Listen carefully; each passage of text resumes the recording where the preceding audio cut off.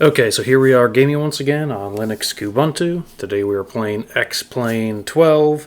The flight stick we're using is the Logitech Extreme 3D Pro, and because everyone else on YouTube is doing it, we are going to try to land a 737 on an aircraft carrier. I've only tried this once or twice before. To give us more of a chance of success, I'm going to lower the fuel weight and lower the total payload weight so that the aircraft is lighter and we can potentially actually land this thing on the aircraft carrier. So we got everything set up here. Usually how I do this, I start the aircraft in Norfolk, Virginia.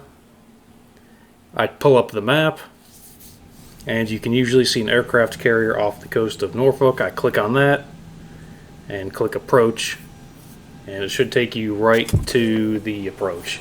Of course, the map is in the way, so we're going to clear that out of the way, and it keeps throwing these air traffic control commands at us, so I'm going to minimize those. So this is pretty difficult to do. I've done it once or twice before with a full load, and I actually ran off the end of the runway. So I'm going to try it again here to make it a little bit more exciting. I'm going to use the external view, which is going to make it probably 10 times harder. But we're going to try and fly this thing and see if we can actually land it on the aircraft carrier. So I'm trying to get lined up here. Flaps are down. I believe the landing gear started down. We keep ignoring the commands from the air traffic controller because we don't really care. Getting pretty close. And see if we can touch down. Okay, that was pretty good. Let me slam on the brakes, and we're clipping through the aircraft carrier. You can see the underside of it. And ooh, that's pretty darn close. Okay, so that was a successful attempt. That was good. I don't think we could have done that with a full payload. And now I'm kind of confused what to do. We can't really turn this thing around, and of course we only have about 20 feet of runway, and there's no way in heck we're going to be able to take this thing off in 20 feet. I'm trying to inch it around here. I think what I might do is just crank the throttle, see if I can get it scooted off of the end of this thing. And we're scraping the bottom, hopefully plopping the water, and now the airplane's a boat. I was actually playing this earlier. You can actually get the airplane to float in water, and if you crank the throttle up, it will actually just skim across the water. So it's pretty nifty. And of course now this thing is running us over, so let's check the cockpit view to see what that looks like. Of course, X-Plane 12 is extremely realistic, so this is exactly what would happen in real life. Just kidding, don't actually do this. It still amazes me how good the water looks in X-Plane 12 compared to X-Plane 11. I think that's kind of why I like doing a lot of these water flights. And now that I'm looking on the side of the ship, I can see there's that little elevating platform, and you can actually see inside the ship. So that gives me an idea. I wonder if we actually get, if this thing doesn't run me over, I wonder if we can actually get a Cessna to actually fly in there. So I'm going to cancel this flight. We're going to pick our typical Cessna with the floats. Do the exact same thing. We're going to start a flight at Norfolk Airport. And then we're going to pick this same aircraft carrier, go on approach.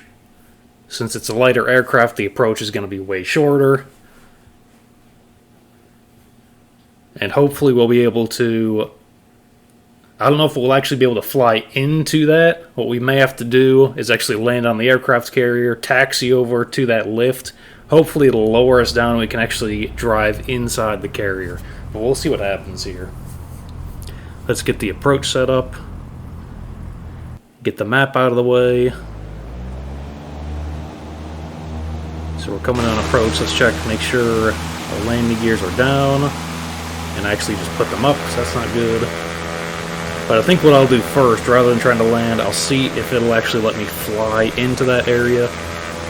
If it won't let me, I'll pull out at the last second, and I'll loop around and see if we can actually land the proper way, taxi over, and take the elevator down.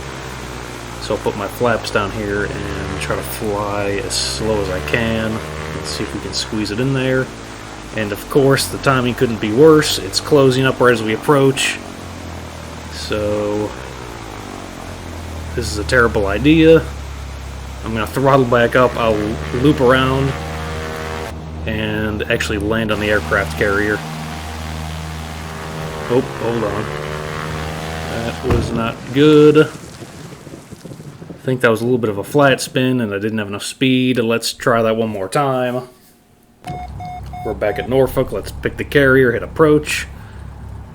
So you guys don't have to sit and wait for the loading times. I'm cutting the loading times down.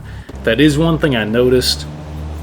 X-Plane 11's loading times used to be really terrible. It seems like they actually shortened them in X-Plane 12, so that's another point towards X-Plane 12 if you're interested in buying it. And you have to remember too, this is only the beta of X-Plane. It's only going to get better from here. So hopefully the load times get even shorter and the graphics improve even further than what they were over X-Plane 11. So let's try this approach again. See if we can actually get this thing landed. It's interesting too, if you ever try to land the ultralight on this, the stall speed of the ultralight is so low that the aircraft carrier's forward speed is pretty darn close to the stall speed. So what you can do is actually hover directly over the aircraft carrier, because it's basically right at the stall speed. Okay, so we got this thing landed. Let's see if we can control and taxi it over here. It really makes it difficult because the thing is moving so fast through the water. It's probably moving at about 20 knots, I'd say. So that is enough forward velocity to kind of screw with our controls here. So we're going to have to sit here and wait. I put the brake on. See if we can wait for this elevator to come up. It's almost there. Once it's up, I'm going to take the brake off, taxi over. If I can get it on here. Throttle back, hit the brake. Whoop, almost went off the edge. That would have been terrible. Okay, so I got the brake locked, throttle's down. And that 20 knot forward speed is definitely not doing us any favors. It's throwing this thing around like a kite. But like I said before, if you ever try to land an ultralight on this thing, it's extremely difficult because the relative velocity of the ultralight and the aircraft carrier are basically zero, so the ultralight will just sit there and hover. Okay, so the elevator's down. Let's take the brake off, throttle up, and see if we can drive in here as we bash the side of our wing on the doorway. Okay, so that's actually interesting. I didn't actually know it would let us actually drive in here. That's pretty cool. So let's throttle up again. I'll spin it around. We'll head towards the back. And that will probably be the end of the video. I'll probably just park it, turn the engine off, open the door, and that should be about it. So let's get this thing parked. And I just noticed another thing they updated in X-Plane 12. You can see the reflection on the inside of the windscreen. They definitely updated that, so that's nice. So it looks like back here is just even more of the elevators, which is weird. I didn't see them before when I was coming in. I don't know if they were just hidden, or maybe the one in front is more prominent. And you can see a tiny little sailboat out there, so that's pretty cool.